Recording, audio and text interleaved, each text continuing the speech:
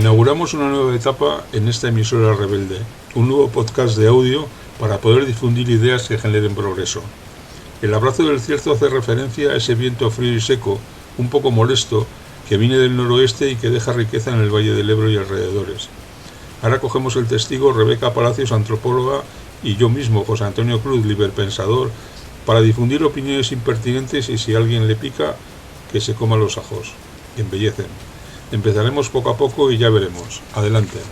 Diciembre de 2023. En este mes, con el que cerramos el año, se nos acumulan muchos temas demasiados, creo yo, y no damos abasto. Hemos elegido algunos que nos parecen muy significativos. La ofensiva genocida de Israel sobre Palestina, el auge de la ultraderecha en el viejo y en el nuevo continente, cómo Estados Unidos protege a paramilitares colombianos, el nuevo gobierno en España y el cambio en Pamplona, los jueces contra la democracia, el lawfare español, las mujeres futbolistas y el se acabó, la jornada de violencia contra las mujeres en Pamplona. Empezamos con la ofensiva genocida de Israel sobre Palestina. Un poco de historia. Palestina fue uno de los antiguos territorios otomanos que la Sociedad de Naciones puso bajo administración británica en 1922. Con el tiempo todos estos territorios se convirtieron en estados independientes, excepto Palestina, en cuyo caso, además de la prestación de asistencia administrativa y asesoramiento, el mandato británico incorporó en 1917 la Declaración de Balfour, en la que se expresaba el apoyo al establecimiento en Palestina de un hogar nacional para el pueblo judío. Durante el mandato, de 1922 a 1947, tuvo lugar la primera ola de inmigración judía a gran escala de este territorio, proveniente principalmente de Europa Oriental. El número de judíos que inmigró aumentó enormemente en la década de los 30 debido a la persecución nazi. Las reivindicaciones árabes a favor de la independencia y la resistencia a la inmigración judía desembocaron en una rebelión en 1937, tras la cual ambas partes recurrieron una y otra vez al terrorismo y a la violencia.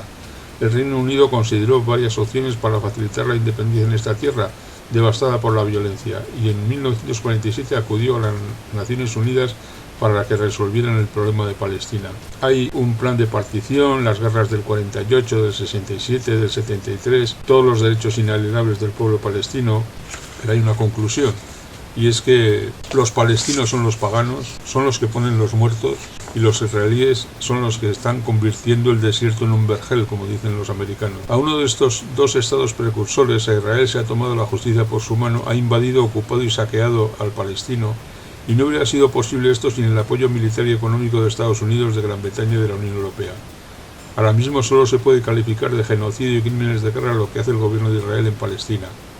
Ya sé que esto es una aseveración muy dura y que hay gente que establece diferencias entre genocidio y etnocidio. Como es indefendible la posición de Israel desde un principio, se ha dedicado con sus grandes voceros internacionales a sembrar de ideas negativas, infundios y mentiras sobre Palestina. Los palestinos son vagos, no trabajan, los judíos convierten el desierto en un vergel. Esta ha sido la letanía permanente. Es mentira. Si los judíos no hubieran tenido el apoyo económico enorme de países mentores, iban a comer arena. El papel de los medios de comunicación más importantes, unos afines militantes de Israel y otros que se dejan llevar, es verdaderamente vergonzoso. El comportamiento de estos medios contrasta con lo que difunden sobre Ucrania, a los que nos dedicaremos otro día.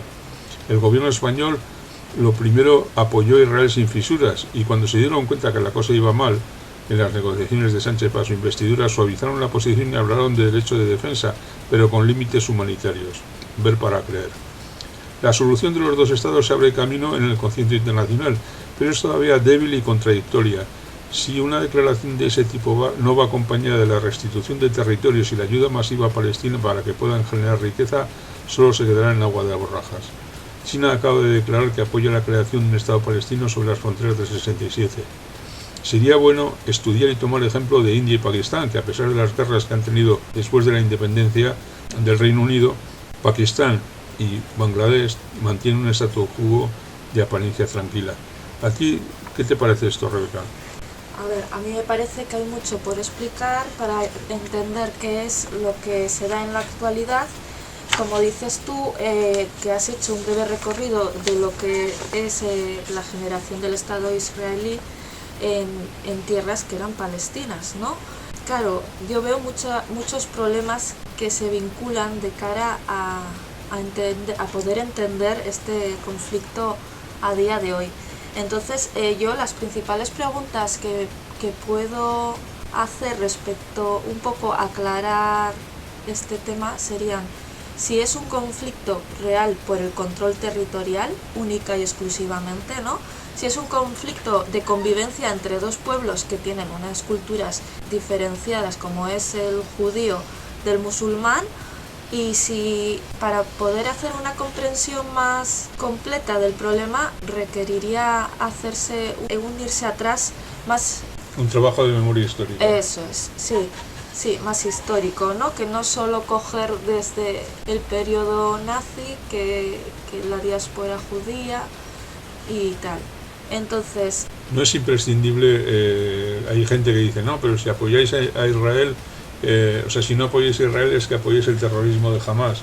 Yo creo que eso es una falacia y es una forma de meterte en un callejón sin salida, ¿no? Yo creo que evidentemente que Hamás, yo creo que hasta la propia Carta de las Naciones Unidas reconoce el derecho de defensa. Yo creo que los palestinos se están defendiendo, y a veces evidentemente la defensa pues hacen cosas que no nos parecen bien a los bienpensantes del mundo, ¿no? Sí. Es curioso, Nelson Mandela antes de ser presidente era el líder de un grupo terrorista, de un grupo que se dedicaba a la lucha armada cuando él estaba en la cárcel. Sí. Y él era el que dirigía ese grupo, ¿no? Y después ha sido Premio Nobel de la Paz. Claro, cuando ya estás en el poder, evidentemente no hace falta, y él ha sido de los más partidarios de la paz y de conseguir y no dedicarse al terrorismo.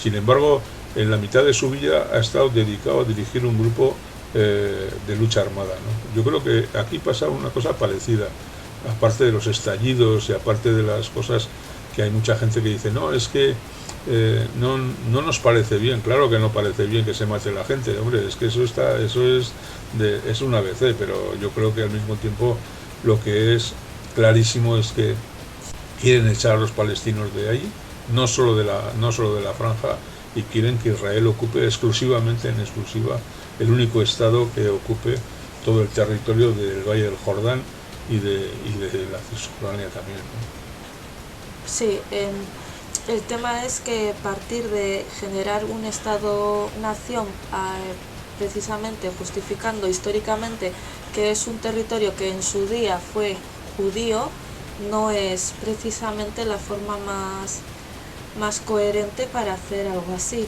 porque por un lado, o sea, ¿por qué no se los llevaron a sus territorios, aquellos que decidieron hacer esto, por ejemplo, ¿no? En Palestina ya había asentados unos pueblos antes de que llegaran los judíos después de la Segunda Guerra Mundial. Es decir, se generan una serie de cosas. ¿Por qué formular un Estado-nación, como dices tú, ¿no? La nación judía? Eso no beneficia a hacer una convivencia entre los que están con los que vienen. Eso es el sionismo es eso precisamente. Pero vamos a ver, si uno recuerda las películas de Samuel Broston, los judíos cuando se escaparon de Egipto y se fueron a Palestina, pero estuvieron muchos años que estaban en Egipto, no estaban en Palestina. ¿Quién ocupaba Palestina? ¿El Susun Cordan? ¿Quién ocupaba eso? La historia siempre, se puede recurrir a la historia por supuesto, pero siempre nos juega malas pasadas. Yo creo que lo que es inevitable, ya podemos hablar de historia, de lo que queramos, lo que es inevitable es que tienen que convivir en un territorio que es relativamente pequeño, dos culturas, dos etnias incluso. Eso es la clave, joder, eso es la clave. Y que los poderes internacionales lo que tienen que hacer es dar dinero para que los dos puedan convivir comiendo.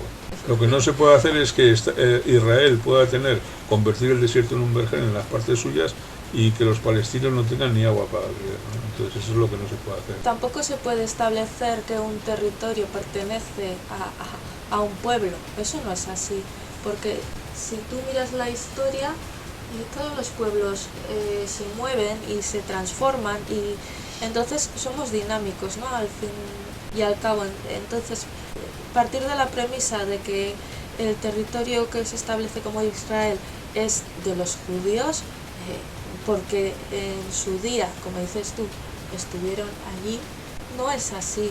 En la actualidad había otros grupos humanos, ¿no?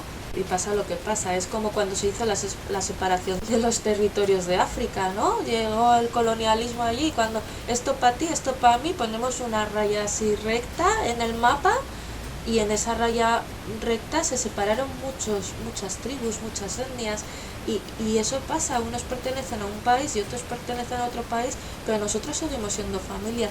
Y también se está viendo en América Latina, ¿no? Pues que el indigenismo no se puede defender precisamente porque las comunidades indígenas, muchas de ellas igual están siendo un mismo grupo repartidos entre 3 países diferenciados. Entonces eso genera mucho conflicto y un no poder seguir adelante, ¿no?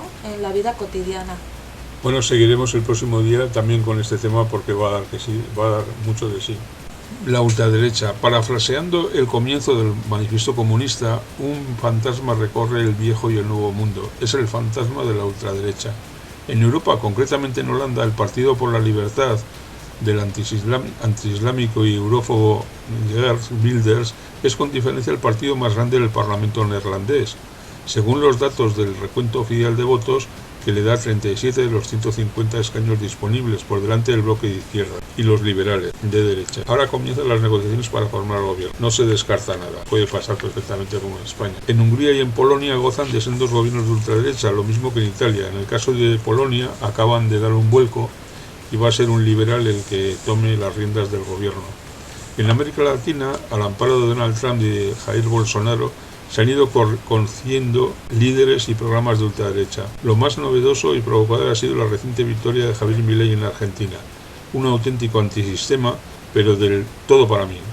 Su vecino Chile, la extrema derecha, ha elegido a José Antonio Kast como líder. En Perú, Rafael López Aliaga, en El Salvador, Nayib Bukele. En Brasil sigue Bolsonaro, en Colombia todavía continúa Álvaro Uribe y en México Jaime Rodríguez. Los sucesos que vienen produciéndose en los últimos años sobre todo inducen a varias reflexiones. El imperio tiene que cambiar de forma de dominación del continente.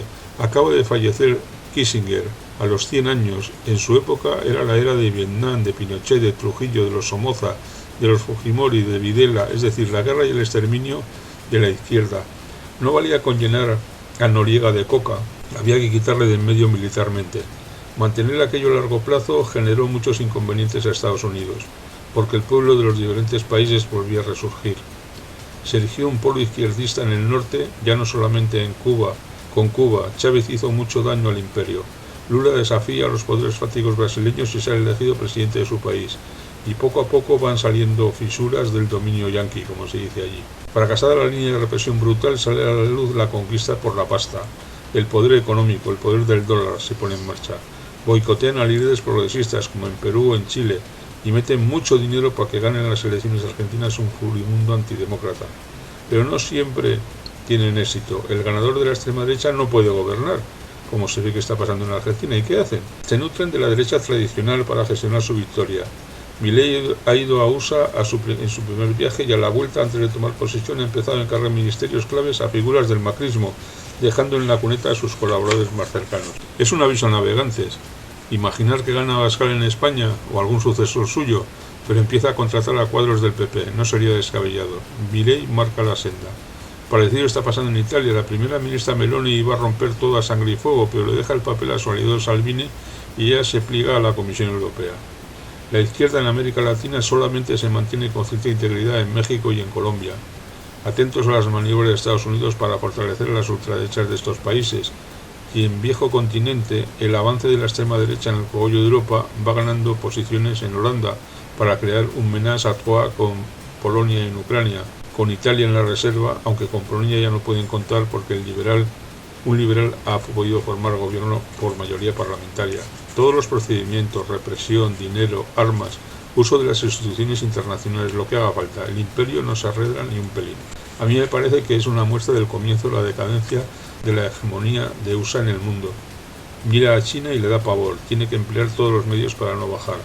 ¿A qué te parece esta movida? A mí Rebeca? Me preocupa mucho el auge de este tipo de extremismos precisamente porque me recuerda en cierta forma al auge de Hitler. Alemania, los estados alemanes estaban en un momento de mucha inseguridad, en una pobreza extrema, ¿no? Porque habían pasado las guerras y estaban en la desesperanza. Y ya en la desesperanza de que ya no tenemos creencia en nada, en ninguna forma política posible, ¿no? Nadie que venga aquí a hablarnos y a contarnos qué quiere hacer con nuestro pueblo nos va a sacar de esta miseria y esta inseguridad. Entonces llega alguien que es como carismático, por así decirlo, lo entrecomillo, con una seguridad falsa, ¿no? Porque, y venga, con la privatización vamos a sacar y vamos a salir a flote. Y entonces tenemos una izquierda que ya lo ha intentado, en concreto en Argentina, y no lo ha hecho por una diversidad de... Una izquierda muy contaminada en Argentina. Muy contaminada, desgraciadamente. Entonces está ya la escepticismo, ¿no? De decir, oye, chico, estamos hasta el más allá de que la izquierda sí, que se supone que es por el pueblo, por el bien público, pero no estáis haciendo nada. La derecha, ahí está. Y llega este tío con su tupé y se queda con los votos.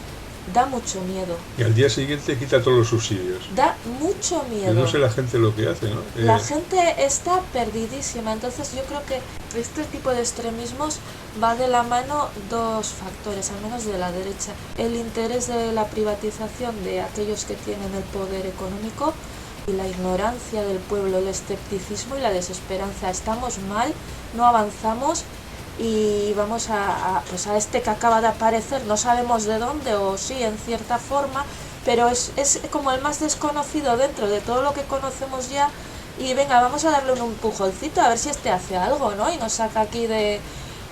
Es mi impresión, ¿eh? Investidura y nuevo gobierno en España. Las elecciones territoriales, municipales y regionales fueron un vapuleo para la izquierda. Es muy probable que haya influido mucho el papel de Sumar como acólito del PSOE. Ha desencantado a mucha gente de izquierdas. En las generales del 23 de junio hubo una ligera recuperación que ha sido la madre de la derrota parlamentaria de PP y Vox. El sistema español establece que el presidente del gobierno lo nombra la mayoría de los diputados y el PP no ha logrado los apoyos necesarios para ello. Mucho ruido, pero la ley está clara.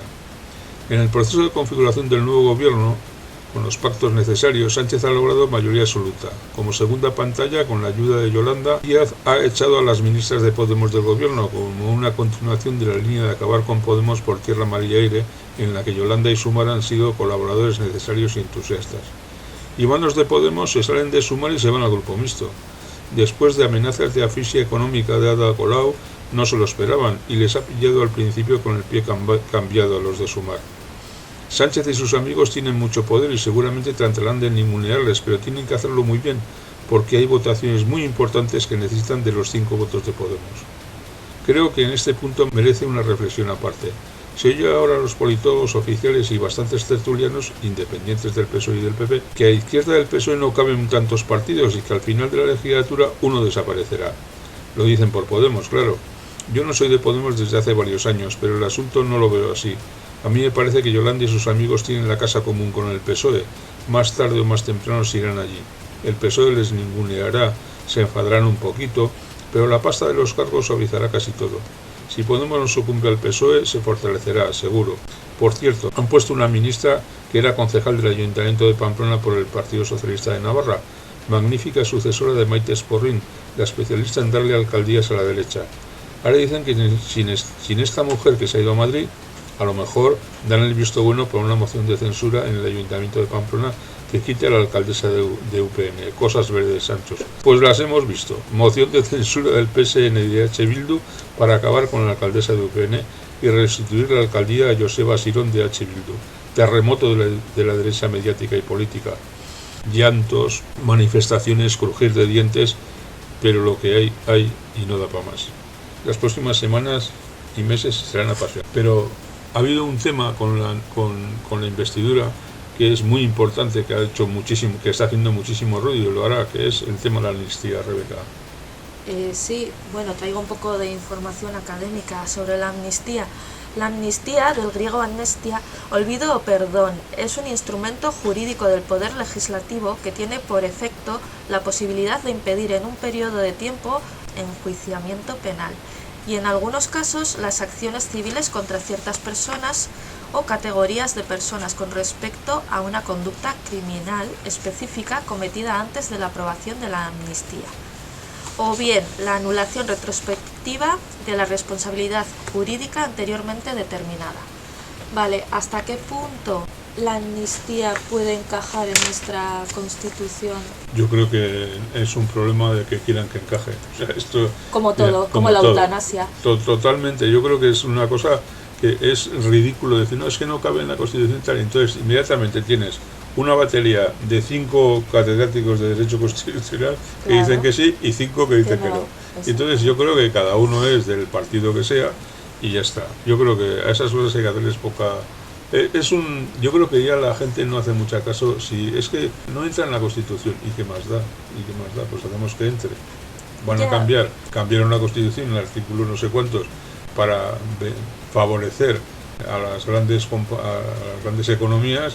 Y entonces ahora, ¿por qué no se puede hacer esto? El tema es ese, y luego volveré al tema, con el tema que un tema que hemos cogido de violencia de género, respecto a los políticos, cómo instrumentalizan al final las leyes, no son coherentes, ¿no? Porque esto que me vale para defender mi argumentación oponiéndome a este tema, a la amnistía, lo voy a usar justamente de forma contraria para defender algo que me interesa a mí. No sé si me explico. Bueno, los pondré más adelante, pero no, yo personalmente creo que la amnistía es un instrumento que hoy en día es que lo necesitamos, porque España no es un pueblo, no es una nación. O sea, eso ya se queda obsoleto. Es un modelo obsoleto. Somos un conjunto diverso. Y entonces hay que respetar. ¿Y qué pasa? Porque seamos plurales, ¿no? Porque yo creo que en la historia de España ha sido un conjunto de pueblos diferentes, ¿no? Han estado los gallegos, los catalanes, los asturianos, los navarros, los andaluces, los portugueses, han estado... Sí, pero esa pretensión de hegemonizar siempre, esa necesidad de apostar por una mayoría. Eso es muy franquista, es muy ¿no? tradicional, sí, y por eso digo, se está quedando ya, es un modelo obsoleto, así como en Palestina tratar de hacer un Estado-nación de Israel. O sea, es que son modelos obsoletos que abogan por la defensa de una mayoría y tienen cosas buenas, pero otras cosas malas. Pero es que hay muchas gentes de nuestro alrededor, salvo Francia, que es absolutamente jacobina. Reino Unido pues tiene diferentes naciones y nadie se le ocurre que los escoceses son ingleses o que los ingleses son galeses o son irlandeses, ¿no? Pero y negarles su propia cultura. Bélgica tiene fundamentalmente pero creo que hay más, 2 naciones en su seno.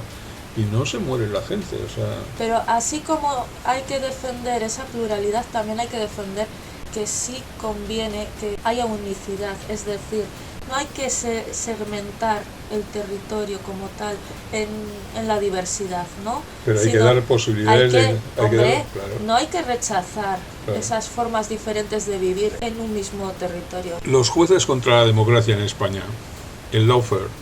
Menudo follón con lo de la ley de amnistía. ¿Y no será que Sánchez y sus ayudantes son unos bocazas? Se pasaron 3 años diciendo que no habría amnistía por la gloria de mi madre ni por el forro. Y ahora tienen que decir que donde dije digo Diego y se lía. Que si la Constitución la prohíbe, que si esto es un golpe de Estado y no sé cuántas burradas. Lo que no dicen la derecha y la ultraderecha, que tienen secuestrado el Poder Judicial y otras instituciones del Estado y llevan 5 años como si nada. Para distraer sacan a plaza al juez García Castellón para que intente hacer una faena de aliño montando unas acusaciones terroristas a dirigentes independentistas catalanes y para distraer más unas acusaciones de malversación de fondos a Podemos, aliño del bueno. Y el Poder Judicial está caducado, sin apenas funciones, pero puede emitir comunicados que no le exige nadie, solo el PP y Vox, contra la ley de amnistía antes de conocerla. Hay una costumbre inveterada en España de que los jueces se metan en política, a los dictados de la derecha y la extrema derecha, claro. En el mundo se llama lawfare, guerra legal literalmente, pero que se conoce como la aparición de jueces en la política que aprovechan sus togas para luchar contra políticos y políticas. Aquí ya se ha convertido en habitual. El término lawfare fusiona la palabra ley y guerra y hace referencia al uso estratégico de las leyes para perjudicar a los rivales políticos. En España el lawfare ha estado presente en varios casos judiciales que han polarizado la opinión pública y ahora está de total actualidad. La mayoría de las intervenciones judiciales han sido en connivencia con la policía patriótica del Ministerio del Interior. Una parte importante de ellas han estado dirigidas a atacar a Podemos y sus dirigentes, pero también contra los independentistas catalanes sobre todo. Mientras el PSOE no se suelte del PP, todo seguirá igual, aunque no sería de extrañar que escenificaran algún cambio para no quedar tan mal. En este mogollón de ataques corporativos de jueces contra políticos progresistas, un juez, el magistrado Escalonilla, después de 3 años archiva el caso Neurona, que acusaba a Podemos de financiación ilegal. Una casualidad. Cuando abrieron el caso, todos los diarios de la derecha y la progresia mediática le daban en portada a 5 columnas. Ahora apenas hay información. Yo lo que quiero decir al respecto es que el lawfare huele muy intenso.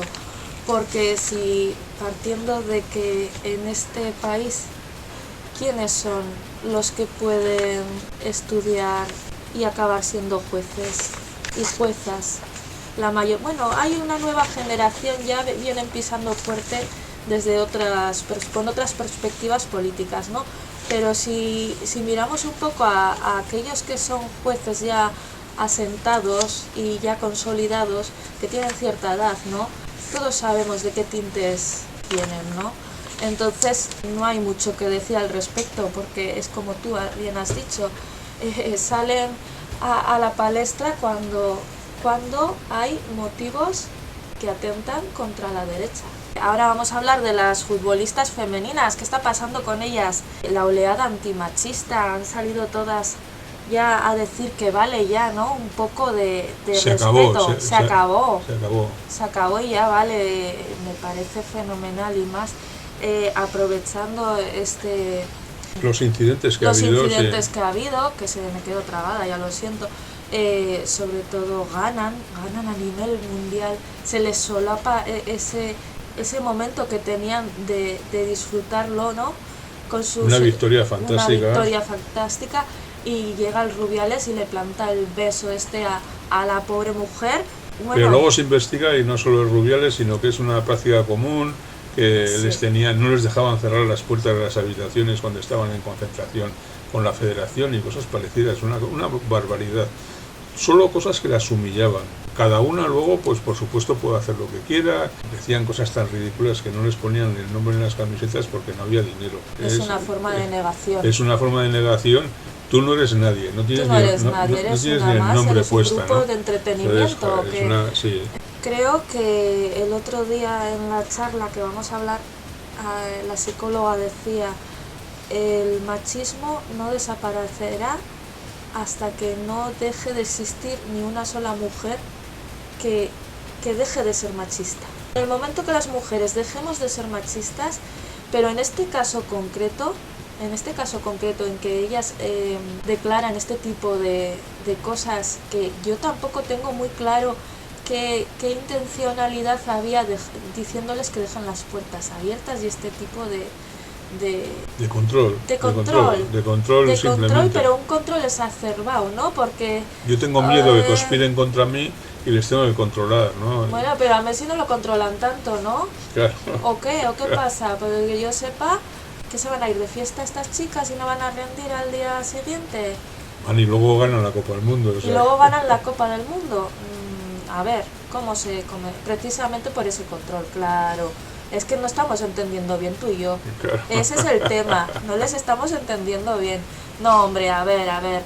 Vamos a tener que dar más apoyo a estas chicas y hacerlas más visibles porque la verdad que lo merecen después de todo lo que... Y están haciendo un favor a todas las mujeres porque inmediatamente se ha extendido por todos los sitios. Por supuesto, ¿no? Sí, a nivel internacional estamos hablando, no solo a nivel de estatal. Entonces, pues sí, creo que hay que apoyarlas y que no es cosa solo de mujeres, porque parece que aquí la violencia machista y tal es cosa de nosotras, ¿no? Nos lo tenemos que pelear nosotras. Es como que a la manifestación, si vienes tú que eres hombre, te quedas en segundo puesto, te vas atrás de la manifestación porque las protagonistas somos... No, señor, no, porque es una pelea de todos. es una pelea por la convivencia entre todos. Y esas cosas generan desigualdad y una humillación, como has dicho tú, que no tiene que existir. No tiene que existir un techo de cristal en los salarios, no. Esas cosas ya, o sea, es que son cosas que no tienen que estar. Cuando hay una charla referente a violencias de género, no solo tienen que estar las mujeres. Cuando hay una manifestación por servicios de los cuidados, no tienen que estar solo las mujeres. O sea, tenemos que estar todos como sociedad, porque el cambio está en todos. El otro día, Rebeca, hubo una charla en Pamplona que presentaste tú precisamente y que se habló sobre la violencia contra las mujeres. ¿Nos puedes un poco ilustrar sobre el particular?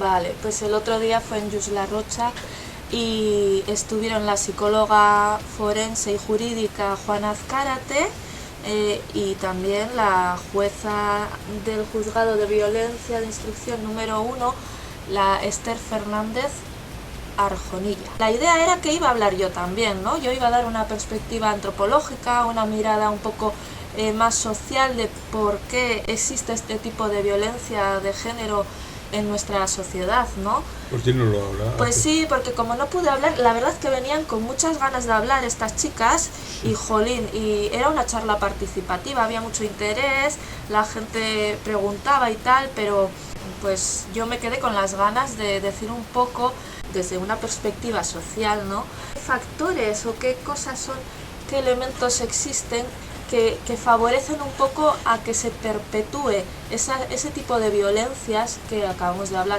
machistas, violencia sexual, de diferentes tipos de violencias que se ejercen sobre la mujer, ¿no? ¿Por qué hablamos que es un problema social? Jolín, porque primero las estadísticas cantan.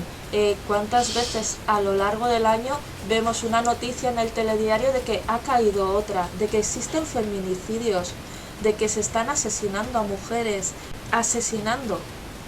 No estoy hablando de que se haya atropellado a una señora sin querer, no, que es que las están matando, ¿no?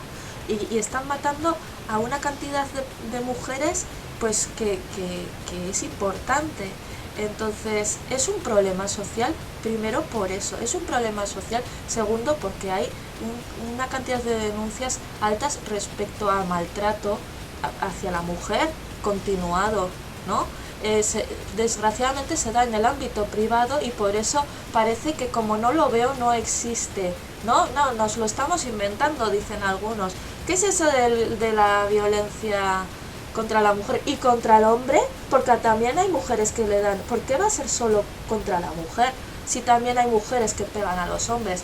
Hombre, pues mira, mayoritariamente porque es un problema social, como vengo diciendo, que es importante, de que no es que se mate una mujer al año y un hombre al año por maltrato, es que se matan muchas mujeres al año frente a hombres que no mueren por maltrato.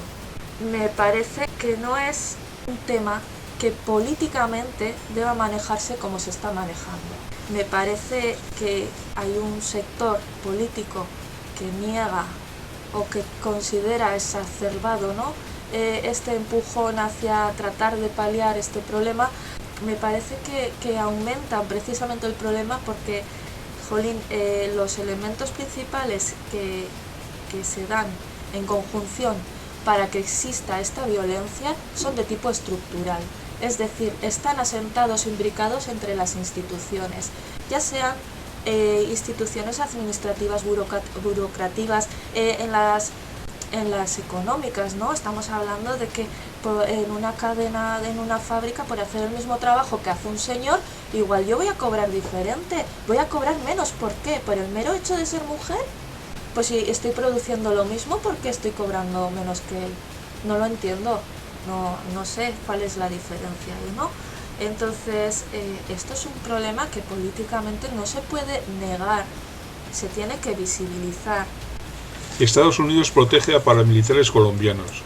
La semana pasada condenaron a cadena perpetua en Estados Unidos al confeso mercenario y exmilitar colombiano Germán Alejandro Rivera García, jefe del comando de 20 mercenarios colombianos que asesinaron al presidente de Haití, Juvenel Moisés, en julio de 2021, cuando era presidente de Colombia el uribista Iván Duque. Hasta ahora no se han escuchado nada en los medios de comunicación ni a dirigentes políticos colombianos, latinos, yanquis o españoles, ni a Álvaro Uribe, ni a Iván Duque, ni a Zapatero, ni a Matucha, ni a Vargas Lleras, ni a Mafe Cabal, ni a Paloma Valencia, ni a Diego Molano, ni al general Vargas, ni a Core, ni a Andrés Pastrana, ni al senador Uzcategui, ni a Fico, ni a los pastorcitos mentirosos de las iglesias cristianas, ni a Enrique Gómez, ni a Fernando Londoño. La nueva fiscal puede llamar a declarar al condenado o enviarle a Estados Unidos una delegada para interrogarlo, para que denuncie a los militares y políticos cómplices sobre los móviles de este execrable y cruel magnicidio. Debería ser la noticia bomba de estos días en Colombia, pero es más rentable para los medios de comunicación dominantes los chismes y la desinformación que a diario reproducen del actual gobierno, que denunciar a la corrupción perversa y los crímenes atroces de las administraciones pasadas donde fueron cómplices silenciosos. Nuestros amigos colombianos, de los que tenemos una grandísima fraternidad, nos dan esta información. Ya hemos terminado aquí. Aquí terminan las opiniones impertinentes de diciembre de 2023. Rebeca Palacios y José Antonio Cruz, os deseamos buenas noches y buena suerte. Seguiremos el año que viene sin falta.